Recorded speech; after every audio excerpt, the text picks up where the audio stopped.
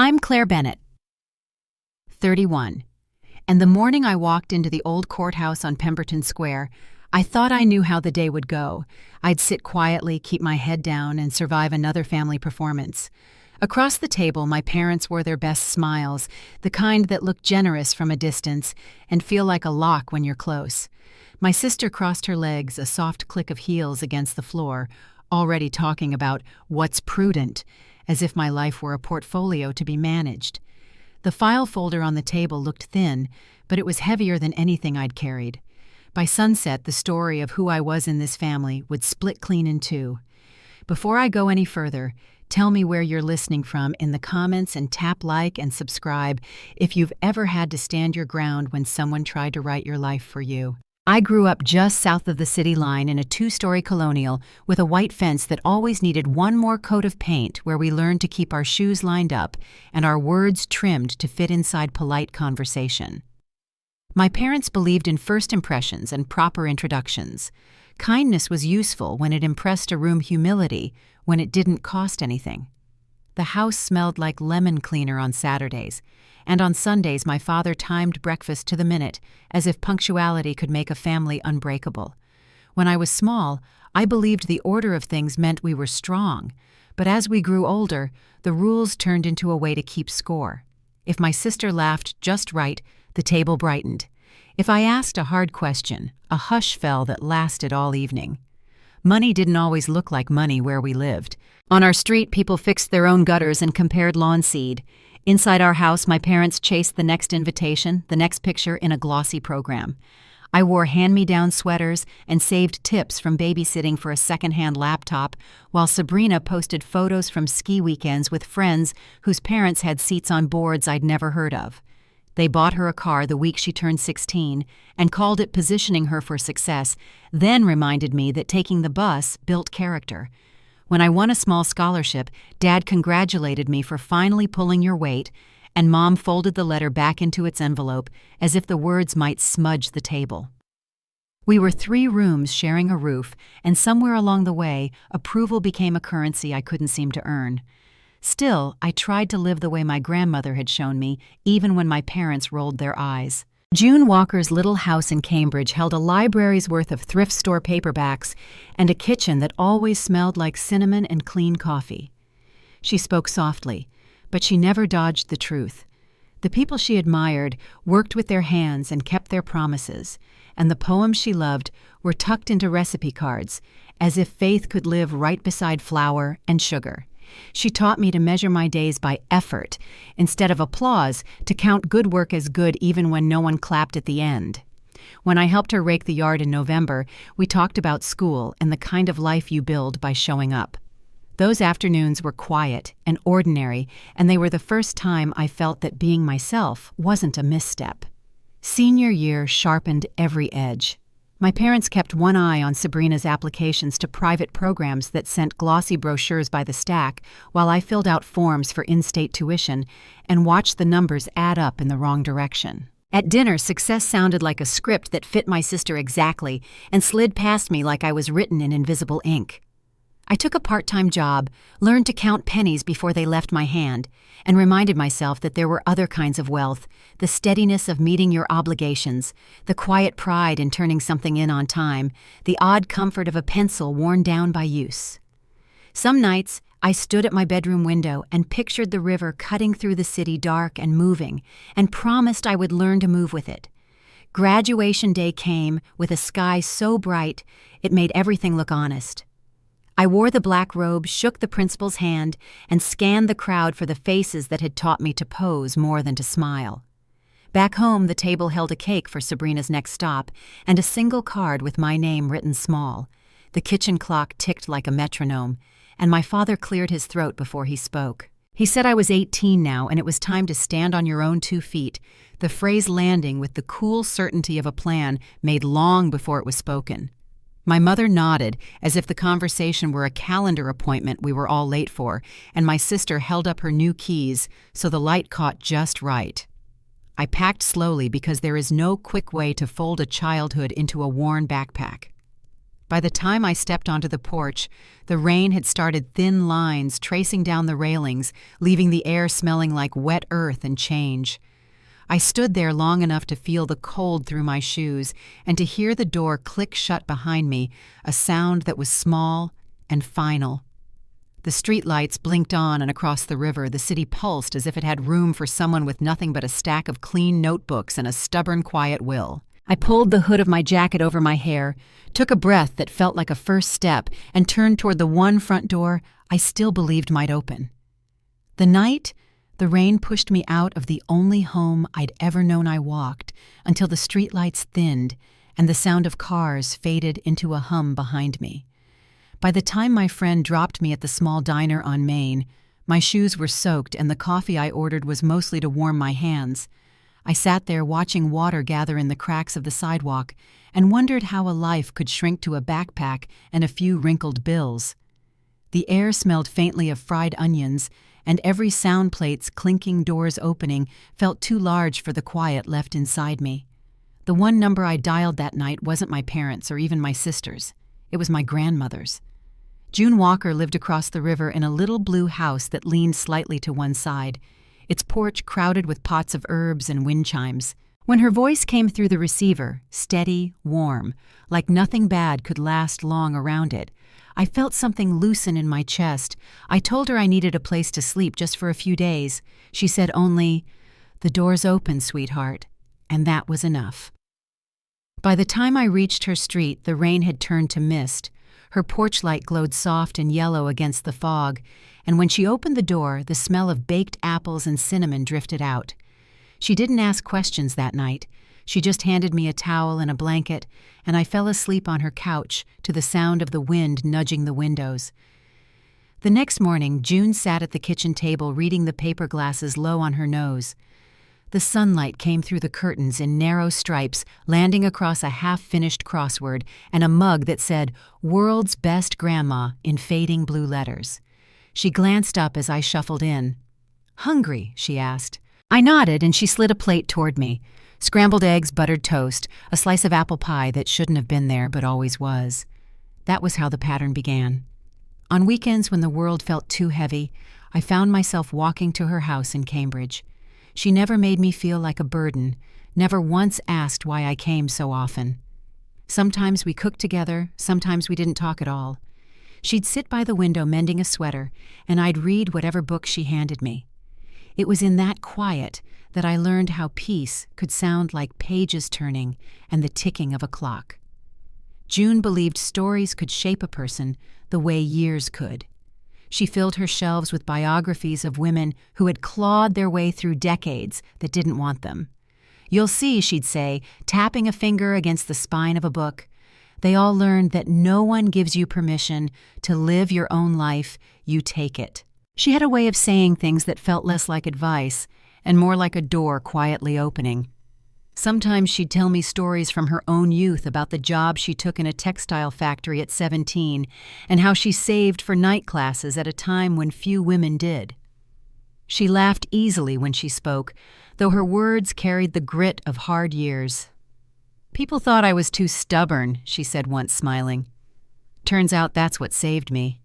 I'd watch her hands as she talked, the thin gold band on her finger, catching the light, and I'd wonder how someone who'd been through so much could still be so gentle. On Sunday afternoons, we'd sit in the garden she'd tended for decades. The air smelled of mint and soil, and sparrows darted through the apple branches above us. She'd bring out an old blanket and a tin of oatmeal cookies, and we'd talk until the shadows stretched long across the grass. I told her about school, about working double shifts at the coffee shop, about how hard it was to keep up. She listened, nodding, never interrupting her thumb-tracing circles on her teacup. When I ran out of words, she'd say something simple that somehow carried the weight of everything I needed to hear. "You have the right to be sad," she told me once when I was at my lowest. "But don't let it hold you down. Let it teach you where not to land again." That sentence stayed with me. It followed me through long nights in dorm rooms and crowded buses, reminding me that pain wasn't a wall, it was a map. Every Thanksgiving when my parents made excuses not to include me, June would call. "Don't worry about a thing," she'd say. "There's a plate here with your name on it." I'd walk into her kitchen to the smell of roast chicken, mashed potatoes, and her apple pie cooling on the counter. There were no fancy dishes or perfect decorations, just the kind of warmth that fills a house from the inside out. We'd eat at her small table, and for a few hours I felt like someone whose absence wouldn't be noticed anywhere else but here. The years that followed weren't easy. I moved through them the way people learn to move through cold water slowly until it stops shocking you. June was the one steady current. She'd send small notes tucked inside care packages. "Keep going. I'm proud of you. Don't forget to eat something green." I kept every one. When rent came due and I didn't know how I'd manage, I'd hold her handwriting in my hands until the panic eased. She believed in small steps, not grand gestures. "Big plans fall apart," she used to say, "but small ones build bridges." That became the rhythm of my life, class by class, shift by shift, choice by choice. Through her, I learned that surviving wasn't shameful, that quiet persistence could be its own kind of defiance. One evening after a late shift, I sat in her garden with a cup of tea, too tired to talk. The air was crisp, the last of the leaves clinging to the apple tree above us. I told her I didn't think I could keep up anymore, that maybe my parents were right about me. She listened, then set her cup down and placed a hand on my shoulder. "You don't need their measure," she said softly. "You have your own." The way she said it, calm and certain, made me believe her. Over time, the distance between my parents and me grew until it felt like a silence carved in stone. I'd see photos online, Sabrina's new apartment, their trips to California, and feel the faint sting of being forgotten. But I also saw what June meant. I was no longer the girl waiting for their approval. I was building something, even if it was small, even if no one else could see it yet.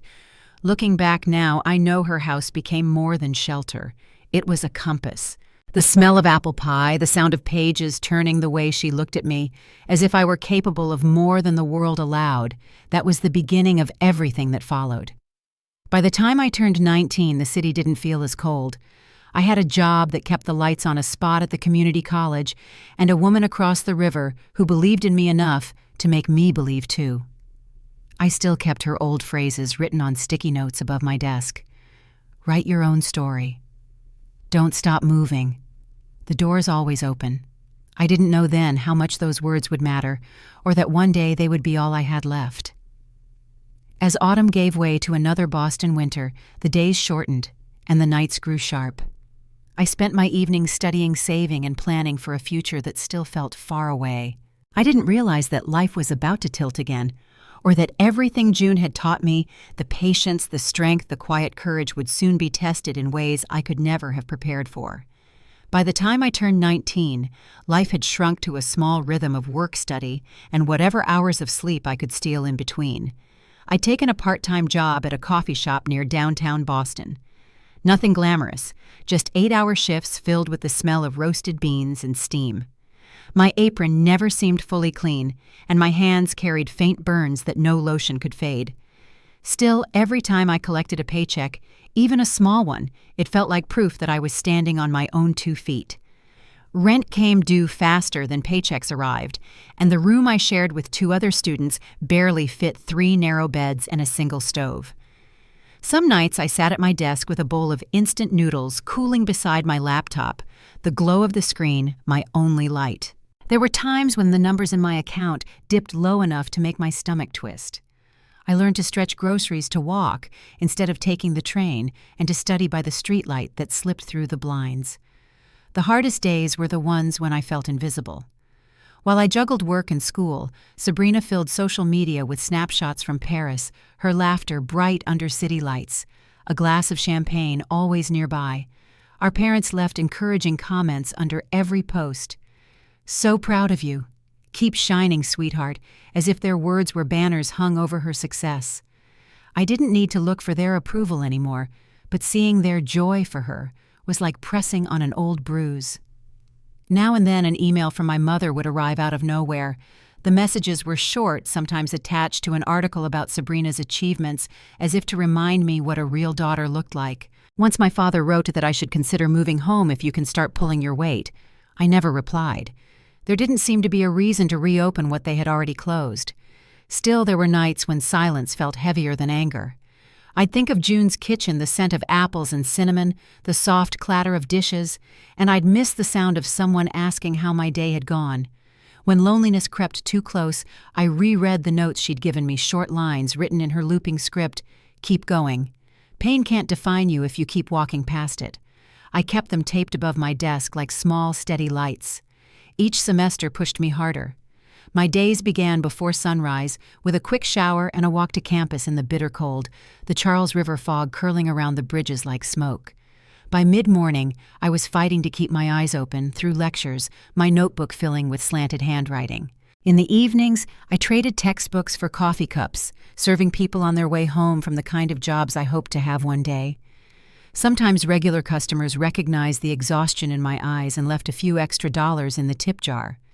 I used that money for secondhand textbooks or a warm meal that didn't come from a packet. When I was too tired to think, I reminded myself of what June used to say, that endurance builds its own kind of peace. I held on to that even when my fingers ached from counting change and my chest tightened from lack of sleep.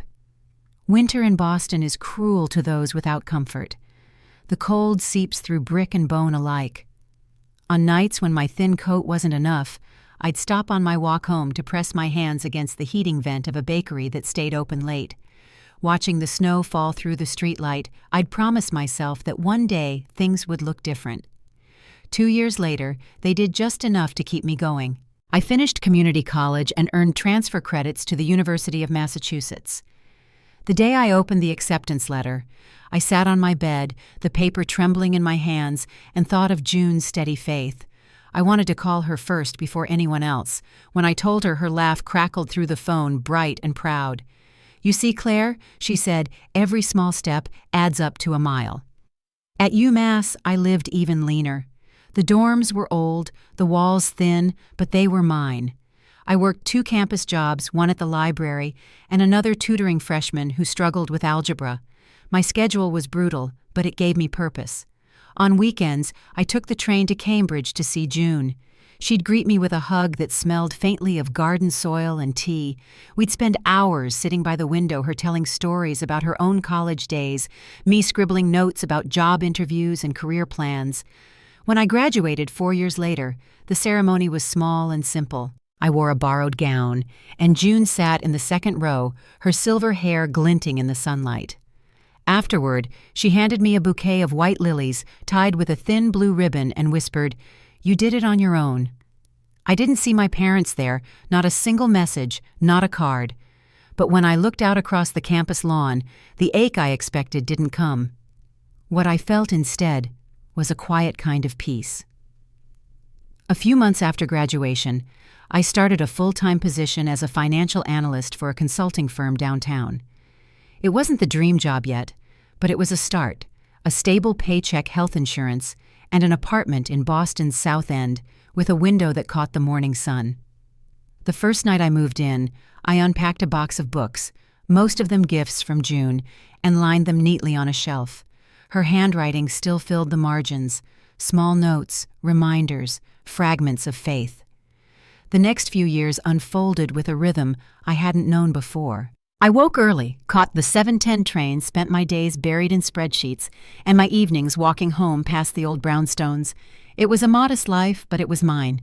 Sometimes I'd treat myself to dinner at the small Italian restaurant on the corner, fresh pasta, a glass of wine, and a window seat overlooking the street.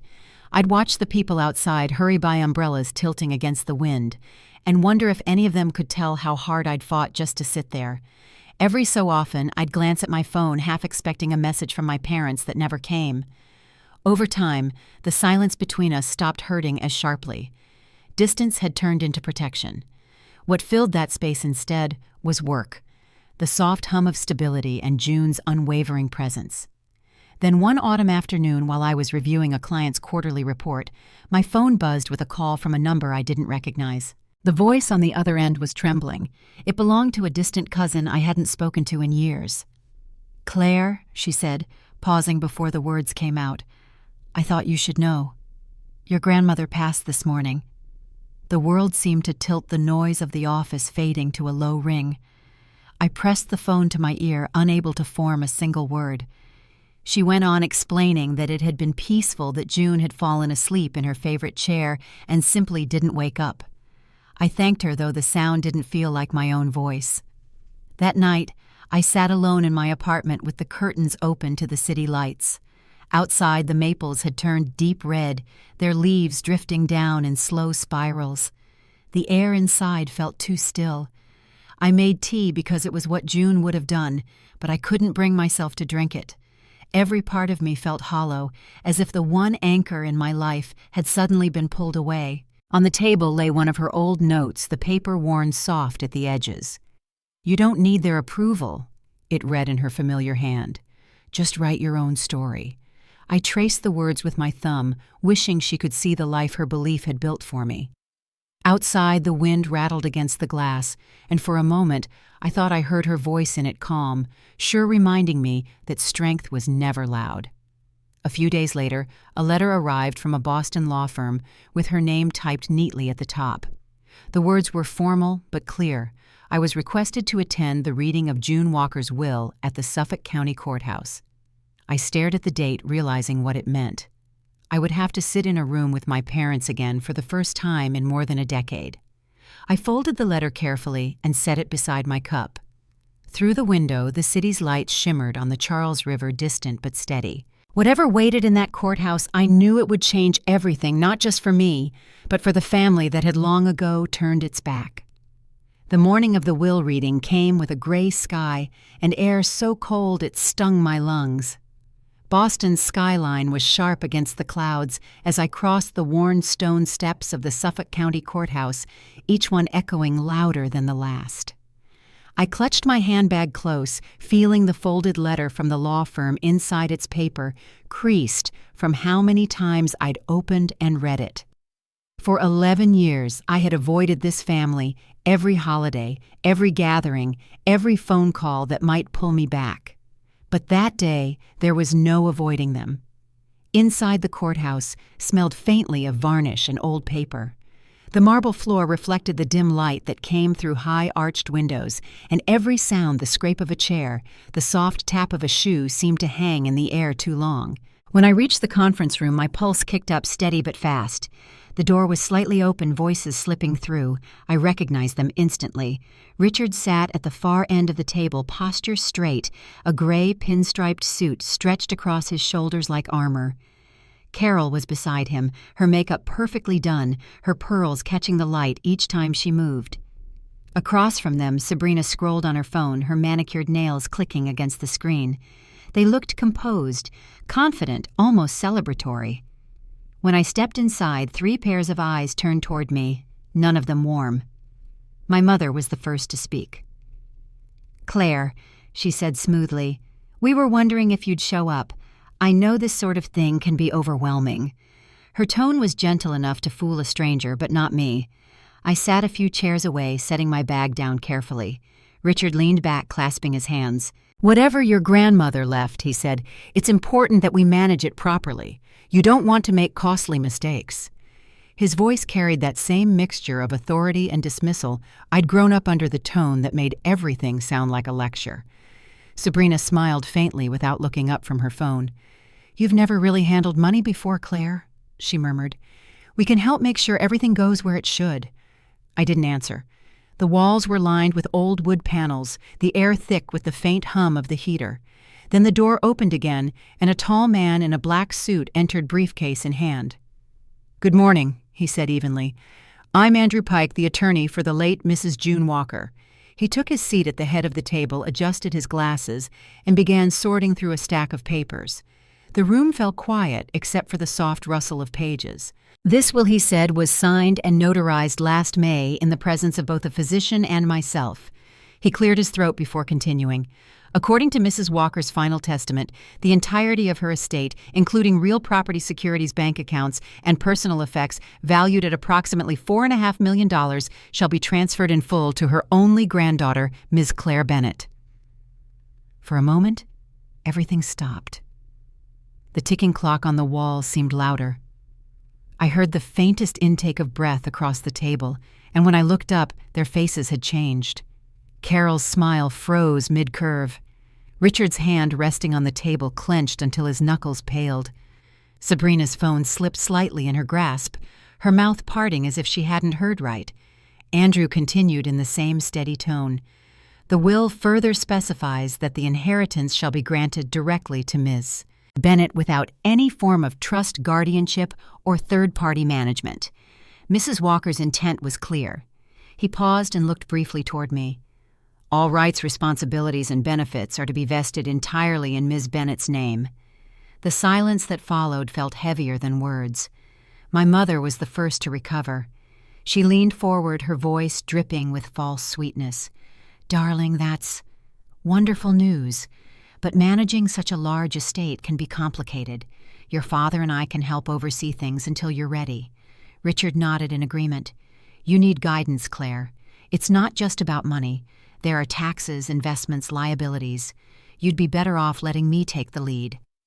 I stayed quiet. My fingers folded neatly in my lap. For years they had told me I was incapable, unworthy a disappointment. Now hearing them speak as if my life were still theirs to direct, I felt a strange calm settle over me. Sabrina finally found her voice. Let's be honest, she said lightly. You were never good with money. Remember in high school when you borrowed from Grandma because you spent your paycheck too fast? I'm just saying it's easy to make mistakes. Her words were sharp, but rehearsed, each one landing with the confidence of someone who'd never had to face consequences. I met her eyes briefly. That was 13 years ago, I said quietly, and I paid her back. Before any of them could answer, Andrew set down his pen. Excuse me, he said, his voice firm. This is not a negotiation. Mrs. Walker's will was drafted and executed under full legal capacity.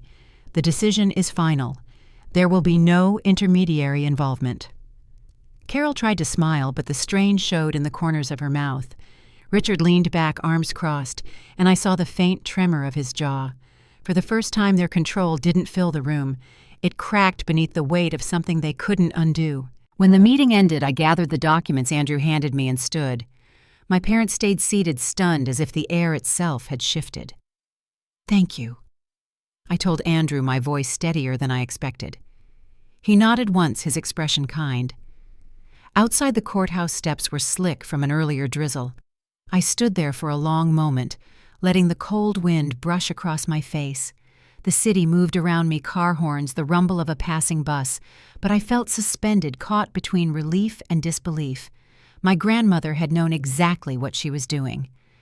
That night I returned to my apartment and placed the folder on the kitchen table. The living room lights cast a faint glow over the papers, and I traced my grandmother's signature at the bottom of the page. It felt like she was still here, steady and wise, guiding me one last time. A few days later, just as I was starting to breathe again, there was a knock at my door. When I opened it, Sabrina stood there in a navy coat, her perfume sharp in the narrow hallway. "We need to talk," she said, pushing past me before I could respond. She glanced around the apartment, her eyes sweeping over the modest furniture and plain walls.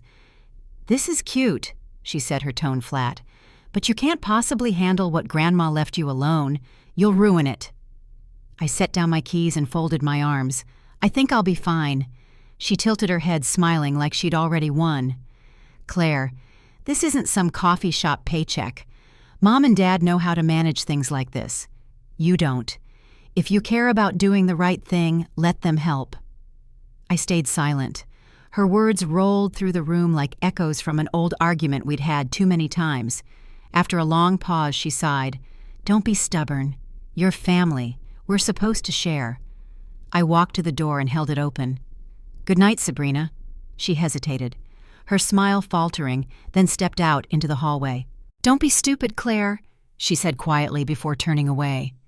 Her heels clicked down the corridor until the sound faded. When the door closed, I leaned against it, heart pounding, but steady. I knew it wasn't over. I could already sense the storm gathering behind their silence. But for the first time, I didn't feel small.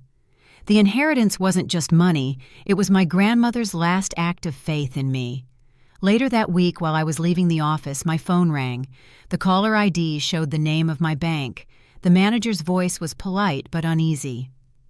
Ms. Bennett, we had someone come in this morning claiming to represent you. They presented documents requesting access to your inheritance account. We denied the request, of course, but we thought you should be aware. A chill ran through me. I thanked her, hung up, and stood still on the sidewalk as the city moved around me in a blur of headlights and wind. I didn't need to ask who it had been. I already knew. That night I opened the drawer of my desk and pulled out an envelope I hadn't touched in years. Inside was a letter yellowed and fragile, written in my grandmother's hand. I unfolded it carefully, the ink slightly faded. My dearest Claire, it began, if they ever try to take what isn't theirs, remember you owe them nothing. You have earned every piece of the life you build. Hold your ground. I read the letter 3 times each word, steadying me like a heartbeat. Outside Boston's skyline shimmered against the dark river, and for the first time in years, I didn't feel afraid of what came next. I knew the fight wasn't over, but I was no longer the girl they'd left in the rain. The next morning, as dawn crept over the city, I tucked my grandmother's letter into my bag and buttoned my coat. Whatever came next, I would face it head on, and this time, I wouldn't face it alone. The morning after the call from the bank, I sat at my kitchen table long after the sun had come up, the phone lying dark beside my coffee. The steam curled and faded while I replayed the manager's words in my head. Someone had walked into the branch with fake papers claiming to represent me. They'd tried to access my inheritance account, but were turned away when the identification didn't match. I didn't need proof to know who it was. The thought of my parents standing there smiling politely while pretending to act on my behalf sent a chill through me. I opened the top drawer of my desk and pulled out the letter my grandmother had written to me years earlier. The envelope had gone soft at the corners. The ink faded to a deep brown. Reading her words again, it felt as if she had written them for this exact moment. If they ever try to take what isn't theirs, remember you owe them nothing. You have every right to stand tall. I folded the letter carefully and slipped it into my wallet. It felt like armor. By noon, I was walking through the brisk wind near Copley Square toward an old red brick building with a brass plaque beside the door, Andrew Pike, attorney at law. The receptionist showed me in, and a moment later Andrew rose from behind his desk. His expression was calm, his handshake steady. "Claire," he said, "I had a feeling I'd be seeing you soon." His office smelled faintly of leather and paper, the shelves stacked high with binders and framed photographs. I sat down across from him, clutching my bag. "They tried to access the account," I said quietly. "The bank called this morning." He nodded slowly, not surprised. "Your grandmother prepared for this," he replied, pulling a thick file from his drawer. "She knew their patterns better than they realized." He opened the folder and spread several documents across the desk. "June didn't just leave a will," he said. "She built legal safeguards to protect it. This estate isn't only about money, it's about her intention. She wanted to make sure what she left behind couldn't be twisted or taken." I leaned forward as he turned a few pages. "If any family member, your parents or sister, attempts to interfere, forge documents, or contest the will, they automatically forfeit any right to inheritance. And if they persist, we have grounds to pursue criminal charges for fraud." The words hit like steady footsteps on solid ground. For the first time in weeks, I exhaled. Andrew pushed another envelope toward me, smaller and worn. "Your grandmother left this for you," he said. "She asked me to hold it until I believed the time was right." I opened it carefully. Inside was a small leather notebook, its cover softened by age. June's handwriting flowed across the first page, graceful and deliberate. At first, the notes were simple apple pie recipes, a list of books she loved, a few pressed wildflowers from her garden. But as I turned the pages, her tone changed. She'd written about my parents, her worries about how they treated me, and predictions of what might happen after her death. One entry stopped me cold. "Richard will claim I was not of sound mind. Carol will say you influenced me unfairly. Sabrina will mock you to make you doubt yourself. None of it is true. I write this while clear-headed and aware. What I leave you is deliberate." My hands trembled slightly as I turned another page. "If they try to take what does not belong to them, that is precisely why I chose you. You understand the value of honesty. Protect it." I looked up from the notebook, my throat tight. Andrew's voice softened. She was sharper than any of us knew, he said. She told me once that people show their true selves when money's on the table, but she trusted you to remember her reasons. For a long moment, neither of us spoke. Outside, the wind rattled against the windows, the faint hum of the city seeping through the walls. Finally, he added, "They've already contacted a lawyer. A lawsuit is coming, Claire. But we're ready." When I left the building, the late afternoon light had turned golden against the brick. I walked slowly through the square, the leather notebook pressed close to my chest. I could almost hear June's voice in the wind, calm and certain, reminding me that strength wasn't loud, it was steady. 2 weeks later, the court summons arrived. My parents and Sabrina had filed suit to challenge the will, claiming June lacked mental capacity when she signed it, and that I had manipulated her into changing her decision. The date was set for early spring. I called Andrew and he spoke with the same composure he always did. "We'll handle it step by step," he said. "Your grandmother built this case long before they thought to." The morning of the hearing, the courthouse looked the same as before, imposing solemn, its high windows cutting light into thin slivers. The gallery was already half full, reporters whispering near the back. I walked beside Andrew, my heels clicking softly on the marble. When I entered the courtroom, my parents were already seated with their attorney, dressed as if for a gala. Richard's cufflinks glinted under the lights. Carol's scarf matched her lipstick exactly. Sabrina, seated between them, kept her chin lifted, eyes fixed forward. When the judge entered the room, fell still. Their attorney spoke first, his voice firm, projecting certainty. He described June as an elderly woman, prone to confusion, and implied that I had isolated her to secure the estate for myself. Each sentence felt like a deliberate twist, painting me as greedy, manipulative, ungrateful. He called Sabrina to the stand, and she walked forward with the practiced poise of someone used to admiration. Her testimony flowed easily. She described family gatherings where I supposedly kept our grandmother to myself, where I shut others out. She spoke of how June had grown frail, how I had taken advantage of that weakness. Listening to her, it was hard to recognize the truth inside those polished lies. I sat still, my hands clasped, my gaze fixed on the table before me. When the time came for our defense, Andrew rose calmly, adjusting his glasses. "Your Honor, he began this case isn't about truth, it's about greed." His tone was measured, his pauses deliberate. He laid out the facts one by one, the physician's signed statement confirming June's full mental capacity at the time of the will, the notarized video record of her signing it, the bank documents showing my parents' attempted access under false pretenses. Then he opened the leather notebook. The pages rustled softly as he read aloud in June's own handwriting. "Richard will claim I was not of sound mind. Carol will say Claire forced me. Sabrina will use contempt to weaken her. I write this with a clear head and full understanding." His voice filled the room, quiet but firm. "These are the words of the woman whose judgment you are asked to doubt." The courtroom fell silent. Even the reporters stopped moving. I glanced toward my parents. Richard's jaw tightened. Carol's lips pressed into a line. Sabrina looked down, her hands trembling slightly in her lap. Andrew presented one final piece of evidence, a recorded statement from June's physician.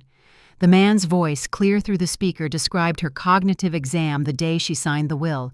She had answered every question with precision, naming dates, assets, and her chosen heir without hesitation.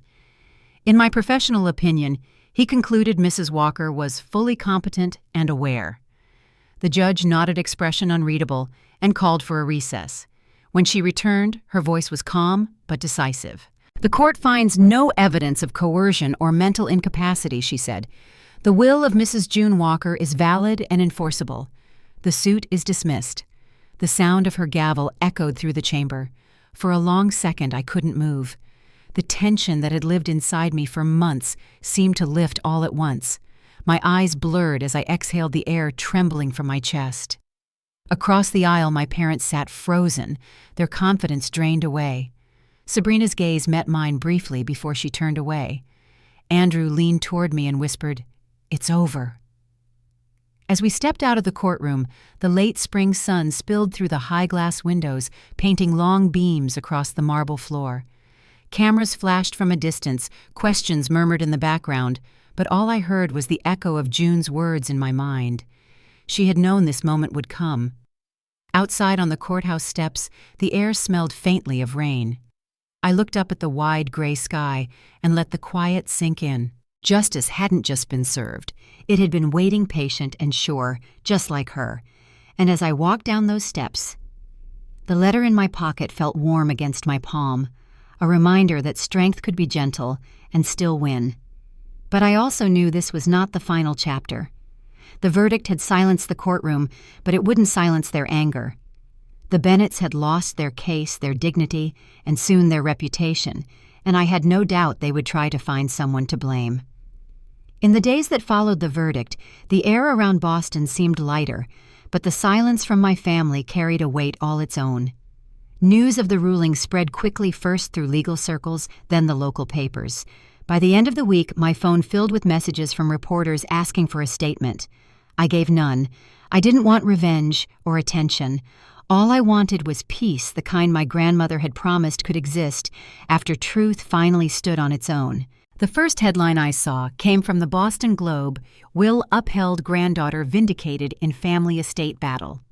The article didn't sensationalize anything. It simply told the story of an elderly woman's clear intent, her family's challenge, and the court's decision to honor her wishes. But even without exaggeration, the public seemed to draw its own conclusions. The comments beneath the article spoke for themselves, and none of them were kind to my parents. By the following week, the ripples reached further than I expected. My father's company, one that relied on contracts and reputation, was suddenly facing scrutiny. Partners began to distance themselves quietly, canceling meetings, hesitating on renewals. At home, my mother's name started fading from the guest lists of the social clubs she'd worked so hard to stay in.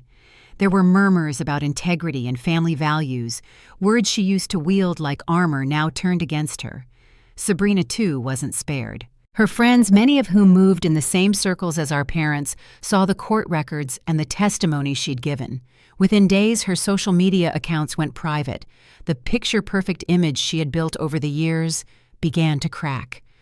Her fiancé, a man from an old Boston family, quietly ended their engagement, citing the bad timing of everything. I didn't gloat when I heard. If anything, the news left me with a deep, tired ache. But where their world shrank, mine began to expand. The foundation my grandmother left behind, both in her words and in her estate, became something I could finally build upon. I kept my job, though offers began arriving from other firms impressed by how I'd handled the chaos with restraint. I declined most of them. For now, stability mattered more than status. One evening, a week after the story broke, I walked through the quiet streets near Beacon Hill. The late spring air was warm, carrying the scent of rain and lilac.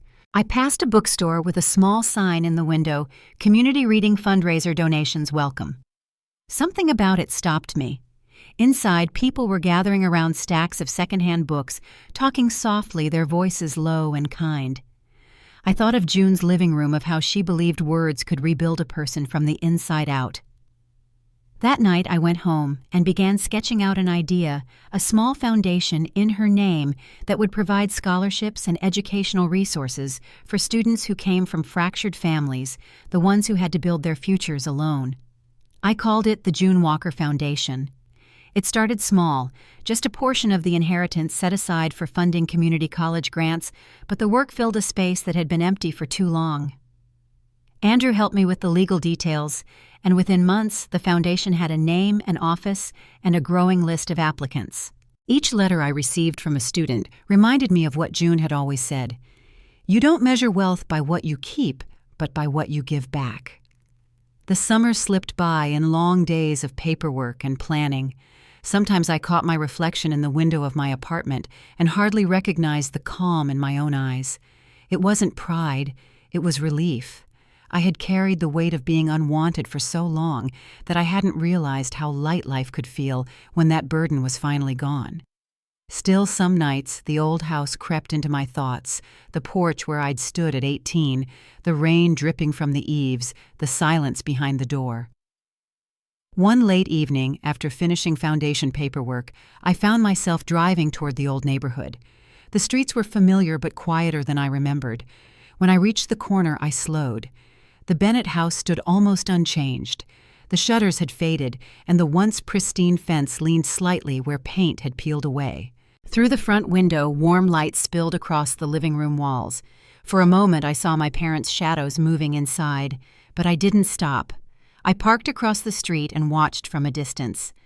Memories surfaced like reflections on glass, the arguments, the quiet meals, the unspoken hierarchy that defined our family. But instead of bitterness, I felt something different, distance. The pain that once sat sharp in my chest had dulled into understanding. I didn't need to be invited back to prove that I'd moved on. After a few minutes, I started the car again.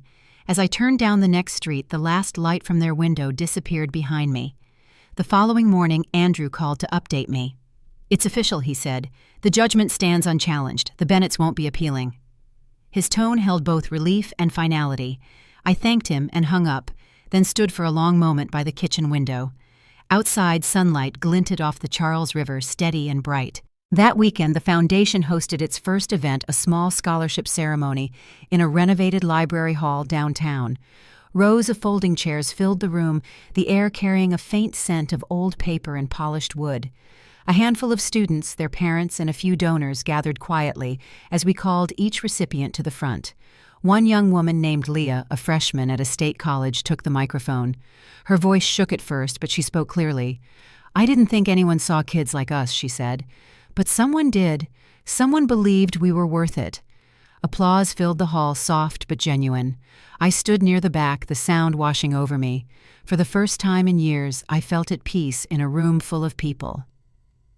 Later that evening, as the sun dipped low over the skyline, I walked along the river with a cup of coffee in hand. The city lights reflected on the water, and a gentle wind brushed against my hair. I thought of June again, her small kitchen, her steady voice, the way she could turn silence into something comforting. I knew she would have been proud not of the fortune, but of the purpose it found. Still, there were things even time couldn't smooth away completely. My parents' downfall was spreading further through the community, and whispers followed them wherever they went. Part of me wished they would simply let go and find peace the way I finally had. But another part knew they wouldn't. Richard Bennett had built his life on reputation. Carol had built hers on control.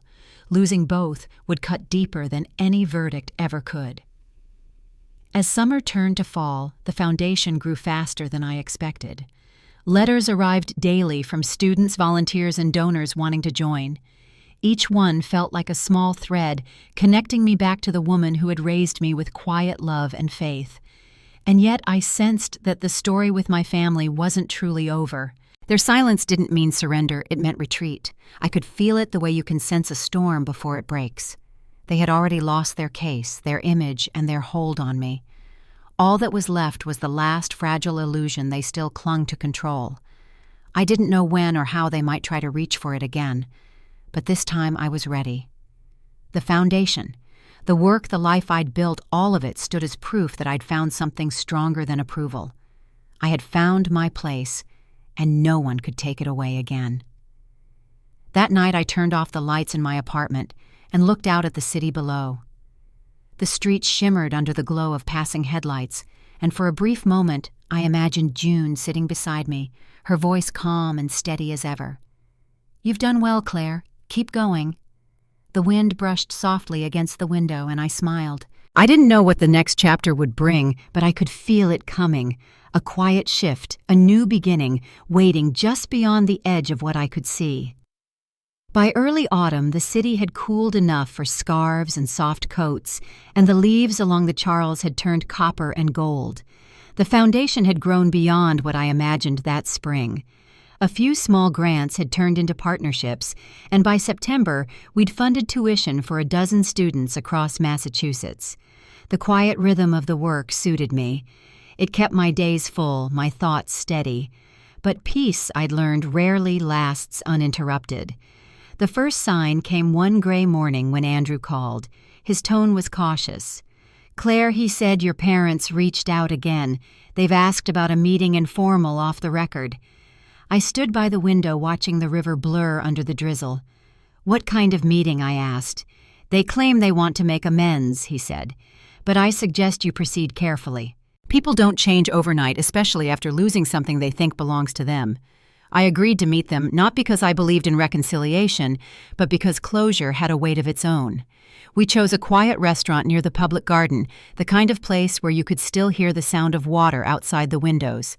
When I arrived, they were already seated. Carol was perfectly composed, pearls at her throat, while Richard sat stiffly beside her, his expression unreadable. Sabrina was missing. My mother gestured to the empty chair. "Claire, darling," she began, "we wanted to see you. It's been too long." Her voice was soft, practiced the kind she used at charity luncheons. I sat down but said nothing. My father leaned forward slightly. "We've made mistakes," he said. "The lawsuit, it was misguided. We were hurt. Your grandmother, she blindsided us." His words trailed off as if he expected sympathy. Carol picked up where he stopped. "We thought you might consider a family resolution. We've all been through enough public embarrassment." The phrase made my chest tighten. "You mean you've been embarrassed?" I said quietly. My mother's eyes flickered, but she didn't respond. Instead, she reached into her purse and pulled out a folded envelope. "Your father's company is struggling," she said. "He's retiring early. Sabrina's been helping where she can, but it isn't enough. You have the resources to make things right for all of us." For a moment, the room seemed to still. Outside, a gust of wind rattled the glass. I looked at the envelope but didn't touch it. "This isn't about forgiveness," I said. "It's about money." Richard's jaw tightened. "Don't take that tone," he said. "You wouldn't have any of this if it weren't for what we built." His words were sharp, brittle, the mask slipping for a second. I stood up slowly, placing my napkin on the table. "You're right," I said. "I wouldn't have any of this if not for the choices you made. You showed me exactly who I didn't want to become." I turned to leave, but Carol's voice stopped me. "You can't walk away from family forever, Claire," she said, her tone colder now. "People will see what you've done to us." I met her eyes. "They already have." Outside, the wind carried the smell of rain and wet pavement. I walked until the sound of their voices faded behind me. That night, as the city settled into its usual hum, I sat in my living room with June's notebook open on the coffee table.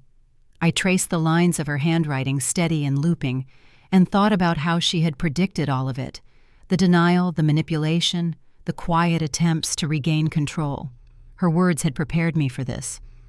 A week later, Andrew sent over a report confirming what I already suspected.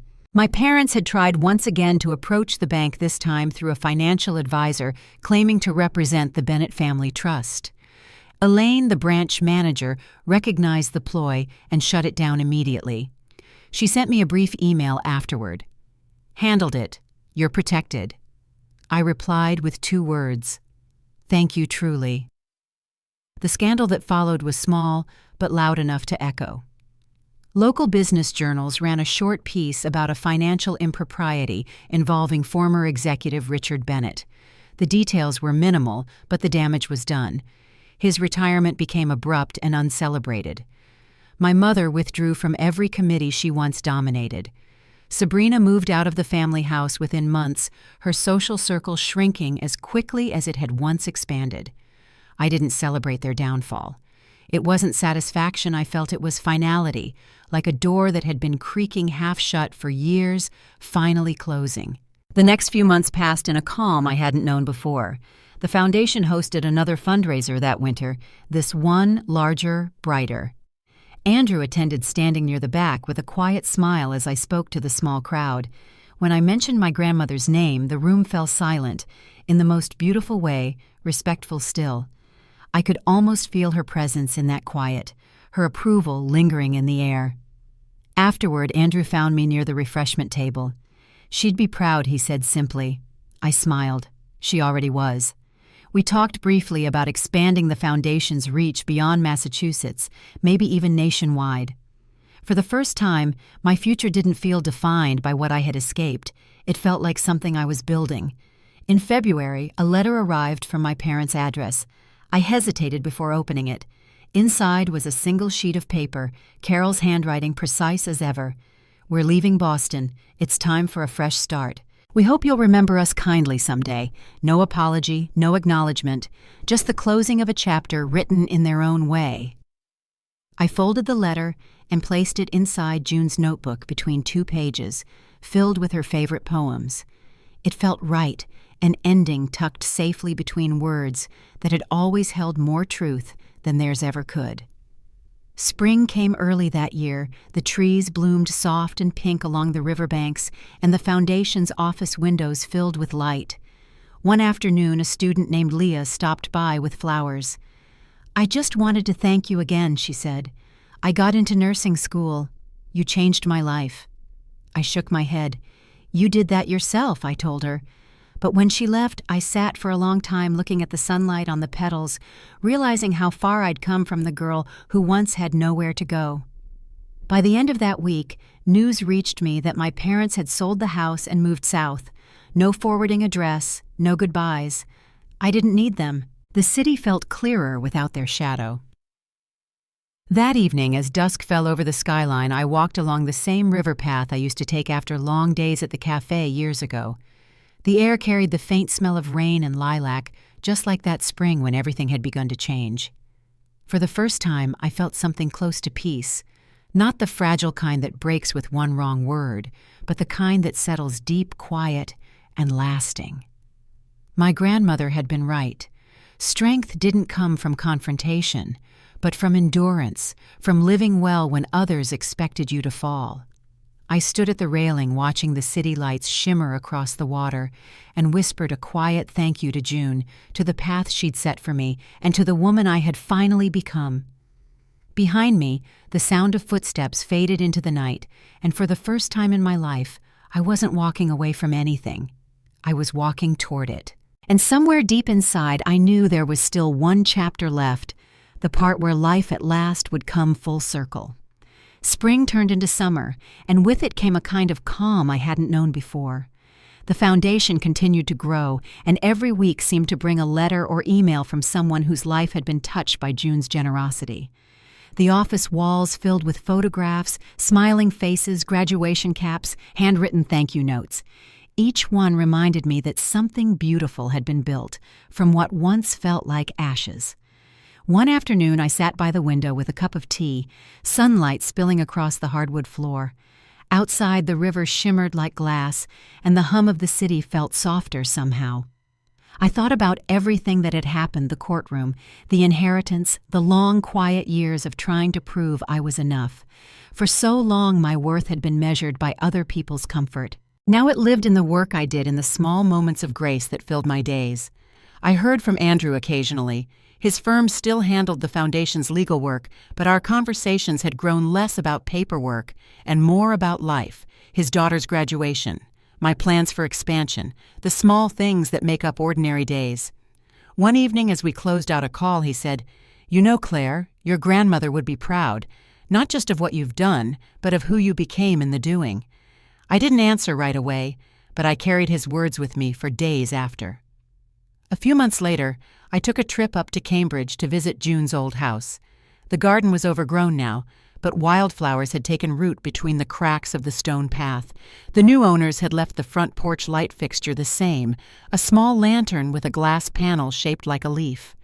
I stood by the gate for a long moment, listening to the faint rustle of the wind through the trees. I could almost see her standing there in her apron, wiping her hands on a towel, smiling at me the way she always did. I left a small bouquet of lilies on the step, tied with a blue ribbon, and whispered a quiet thank you before walking away. It felt less like goodbye and more like a promise kept. By autumn, the foundation had reached its 1-year anniversary. We hosted a gathering in a small community hall overlooking the river. The room was warm with conversation and laughter. Leah, the nursing student who had visited me months earlier, gave a short speech, her voice steady but full of feeling. She spoke about second chances and the courage to keep moving forward when life feels stacked against you. As she spoke, I saw the faces in the room, students, volunteers, supporters, all leaning in, connected by the same thread of resilience. After the applause faded, I stepped up to the podium. I didn't have a speech prepared. I just spoke from this place inside me that had carried this story from the beginning. My grandmother believed that strength doesn't always look like victory, I said. Sometimes it's quiet. It's choosing kindness when anger would be easier, or standing firm when you're told to bend. She taught me that what we build out of pain can still be beautiful if it's built with purpose. For a moment, the room was silent, and then people began to rise one by one, clapping softly. I felt a warmth spread through me that had nothing to do with the lights or the air. It was the feeling of something finally complete. When the night ended and the hall emptied, I stood by the river alone. The city lights flickered across the water, and a cool breeze carried the faint scent of rain. I thought about my parents, not with anger anymore, but with distance. Somewhere down south, they were living their new lives far from the world they once ruled. Maybe in their own way, they were learning what I had, that peace comes when you stop fighting the truth. I took a deep breath and looked up at the stars breaking through the clouds. Life hadn't gone the way I once imagined, but it had gone exactly where it needed to. Justice hadn't come from revenge or punishment. It came from becoming everything they said I couldn't be.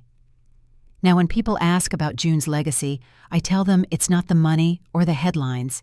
It's the quiet ripple that starts when someone chooses to do the right thing, even when no one is watching. That's what lasts. As I turned to leave, the wind shifted, brushing my hair across my cheek, and I smiled. Maybe it was just the air, or maybe it was something more, a gentle reminder that I wasn't walking alone. Before I go, I want to leave you with this. If someone has ever made you feel small, remember that their limits don't define your worth. Keep building. Keep choosing the life that's yours. And if this story touched you, share it with someone who needs to hear that starting over isn't the same as losing. It's how we find our way home.